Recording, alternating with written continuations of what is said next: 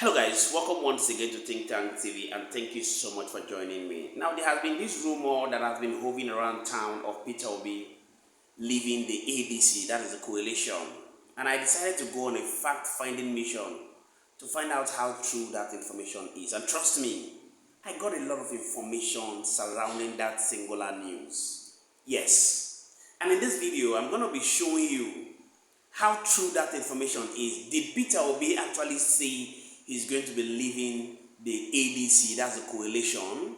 And on what conditions did he say that? Second of them is, if at all Peter Obi actually said he's going to be leaving the ADC, is he going to be having a clearer coast outside of the ADC? Now, a lot of reactions have trailed that singular news, and one of them that caught my attention is the words of Reno Omokri, who happens to be a habitual critic of Peter Obi. And it was in an interview on Arise News some days ago, where he was being interviewed by Charles. He said two remarkable things that I consider to be very laughable. First of them is that the ADC would not give the presidential tickets to Peter Obi because he doesn't have what it takes. And I just laughed. He didn't stop there.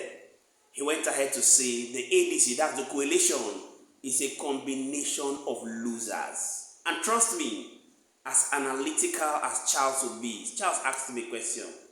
He said, if you want to consider some empirical facts, just like Elrufai would always say, President Bola Ahmed Tinubu won the election with about 33% of the votes. And if you take a look at the combination of Peter Obi and Atiku's votes, it sums up to approximately 55%. Are you saying that that is not empirical fact enough to understand that the coalition is a threat to President Bola Ahmed Tinubu?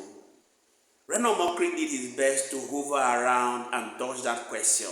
And I'll be showing you exactly what happened in that video. But another thing I saw when I was trying to do a research about this particular news is the word of a very renowned activist by name Garo Haruna. Trust me, when I saw his words, that seems to be a direct shot to Atikuabubakar. It sounded as though he was speaking on behalf of 200 million Nigerians who want a better nation. He said some words that almost made me shed tears, and I'd like you to sit back and take a look at it before I come back to give you the interview between Charles and Reno Omokri that has sparked reactions on the internet that I personally consider to be very laughable. Do your best to sit back and enjoy this interview because it's obviously going to be exposing a lot about the information of Peter Obi's alleged exit from ADC. Also, do your best to sit back because I'll be coming back to give you my own thoughts about it. This is my last call to Alhaji Atiku Abubakar. I've already sent a message to you previously, pleading with you to step aside for Mr. Peter Obi, not because Peter Obi does not have what to win the election without you. It was obvious in the 2023 elections that Peter Obi was actually the winner. We know this. Even the PDP said it. Even the APC government knew what they did. And it is very, very obvious that going forward, stepping in to compete with Peter Obi will only divide the votes and end up giving Tinubu a second term, meaning he will rule Nigeria 8 years. Can't you see the suffering that Nigerians are going through just 2 years into Tinubu's presidency? So Atiku, this is my final advice to you. Many Nigerians have been calling upon you to step aside and allow Peter Obi. You have tried to be president more than 6 times. This is going to be the 7th time. The God that you trust in, the Allah you call upon and pray to, can't you see the handwriting on the wall that you have tried and tried? You've done your part. You were vice president. What else are you looking for? You want to divide the vote so that Tinubu will continue as president for Nigerians to continue to suffer? I am calling upon you to do the needful now. If Nigerians wanted you, by now you should have been president. Why don't you step aside? Forget your personal agenda. Forget your personal ambition. Atiku, don't be selfish. Think of Nigeria first. Atiku Abubakar, this is a sincere appeal. Don't let personal ambition stand in the way of collective progress. Don't allow your long-standing desire for power to blur your judgment or silence the voice of the people. 2027 is not just another election, it's an opportunity to rescue and rebuild Nigeria. The stakes are too high for ego to lead and for history to repeat itself. Sir, if the people's support is for another candidate, someone with fresh energy, broader acceptance and momentum, do the honorable thing now. Step aside, support unity. Let your legacy be one of wisdom, not just ambition. True leadership sometimes means knowing when to lead and other times knowing when to support. Nigeria needs a win and not a split. Let history remember you for not how long you pursued power, but for the moment you put Nigeria first. Alhaji Atiku, Nigeria is bleeding, people are dying, people are suffering, people are hungry, and we cannot afford another 4 years of a Tinubu regime. We are not saying that you're the only one that will bring about the win, but we are saying don't divide the votes.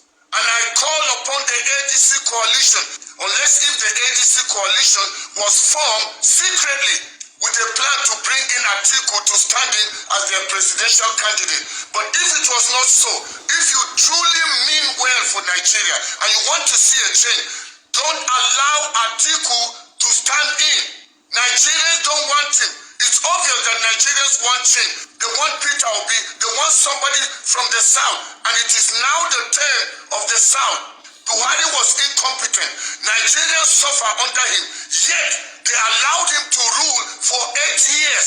And now Tinubu is obviously incompetent. He said he came to continue where Buhari stopped. Now, he has taken the suffering of Nigerians to the next level. And we want to see change. Give a fresh blood a chance. Give somebody from the southeast a chance. Obasanjo from the southwest had the opportunity to govern Nigeria for 8 years. After Obasanjo, it went to the south-south. Then went to the north, where Buhari took the nation down for 8 years. Tinubu has come now for a 4-year term. 2 years, Nigeria is already gone. And we don't want that to continue. Now, I believe that was a direct shot to Atikuabubakar. But the truth is that one of the reasons why there is going to be possibly a fracas in the ADC is the antecedents of Atiku Abubakar. If you take a look at his actions in the last election that brought about the breakup in PDP, you'll find out that the same thing he is doing in the ADC is what he did in PDP, where we are talking about zoning and all that.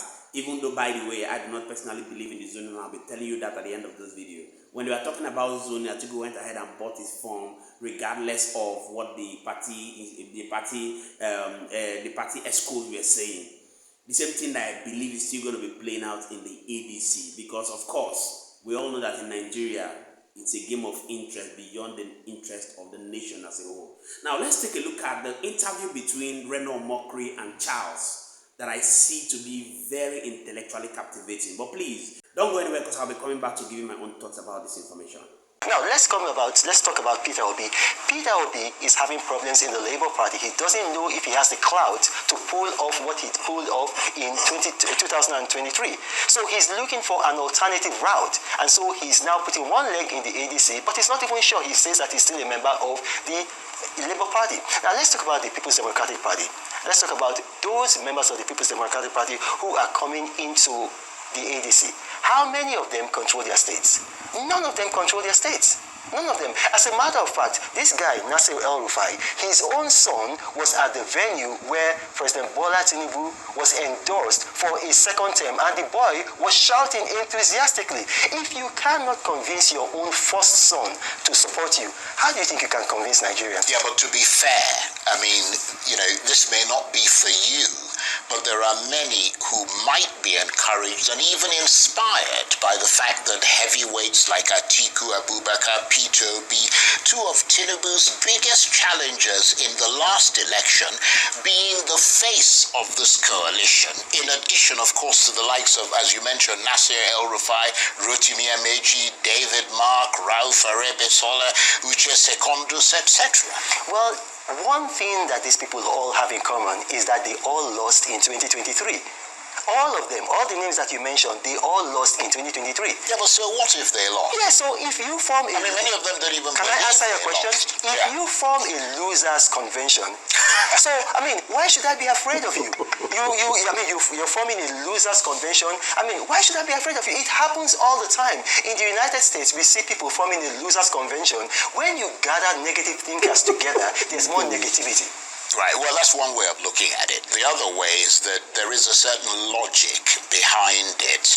They don't want to split their votes, which collectively beat Tinubu hands down in 2023. I mean, Tinubu got 37% of the vote.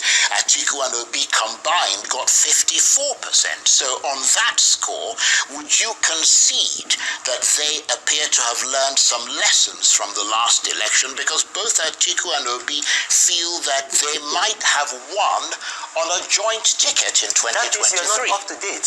Because in his last interview on channels, Peter Obi said, and I'm quoting him, I will contest the 2027 election.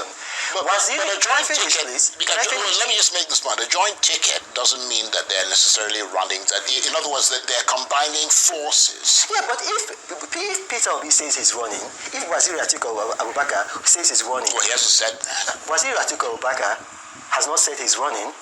Oh, please. Anyway, so let me just finish now. So if Peter Obi says that he's going to run, if we are seeing from every indication that Waziri Atiku Abubakar wants to run, if we are seeing Amiechi submitting a proposal to the ADC officially for a one-term presidency, I mean, have you seen any coalition there? There's no coalition. What you're just seeing is egos, different egos. The man, Peter Obi, is based on what has happened in the past. Is very unlikely to get the ticket of the ADC, because if you see what's happening with the ADC, he doesn't have that clout within the ADC. I have a good idea who's likely going to get the ticket. It's likely going to go to a northerner, and the man has said, I'm definitely going to run. So what you just said, that premise is wrong. There is no coalition, there is no joining of forces. This is just egos going here and there. You've seen it for yourself. Now, the truth is that what I want to say now is going to be causing a lot of reactions. A lot of people will throw tantrums at me. But I'm going to be unveiling to you the reasons why I personally do not believe in this thing called zoning. Yes. There's a place I was working some time ago, and we are doing our best to protest for, like, we wanted the managing director of the organization to come from the states where we all came from. But at the end of the day, yours truly, the board of directors went ahead to approve the managing director to come from that state. When he was appointed into office, we are all glad. But along the line, just like the story of President Muhammadu Buhari, he changed all of a sudden. And trust me, he was one of the worst experiences we ever had. And ever since then, I made up my mind to never believe in this thing called zoning. I believe that we should give the position of authority to any person that is capable. We should look at capability beyond zoning.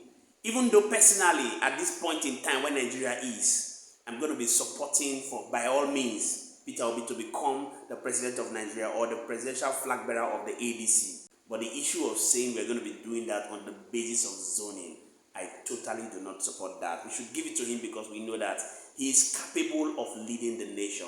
Like, you can take a look at when President Barack Obama was made the president of the United States of America. A lot of people complained. But the truth is, he was a Kenyan boy. They looked beyond the regions of US and made him to become the president of America. And just truly, he delivered. That is how I see development. And that is what I think modern day should look at when they want to appoint any person to become a leader in any sphere or category. We'd like you to do your best, so drop your own thoughts in the comment section. Tell us if you think that Peter Obi should leave the Labour Party. By the way, a lot of people have advised Peter Obi to not leave the ADC. That is going to be, they are going to be seeing him as another political harlot who has moved from ABGA to PDP, from PDP to Labour Party, from Labour Party to ADC, and now he wants to leave, that it may tarnish his political reputation. However, I'd like you to do your best, so drop your own thoughts in the comment section. Let's get to know what you think about these proposals by many groups that have asked Peter Obi to not leave the ADC. Finally, information has it that Peter Obi truly has accepted to leave the party if the ADC does not zone the presidential ticket to the south. That's like giving it to him, as it were. And would like to do our best to give you more updates as we unveil more information about these issues. Do your best to drop your thoughts in the comment section. Let's get to know what you think about the alleged plan of Peter Obi to leave the ADC and the prospects of the coalition that is causing reactions on the internet, and we shall continually be head serving.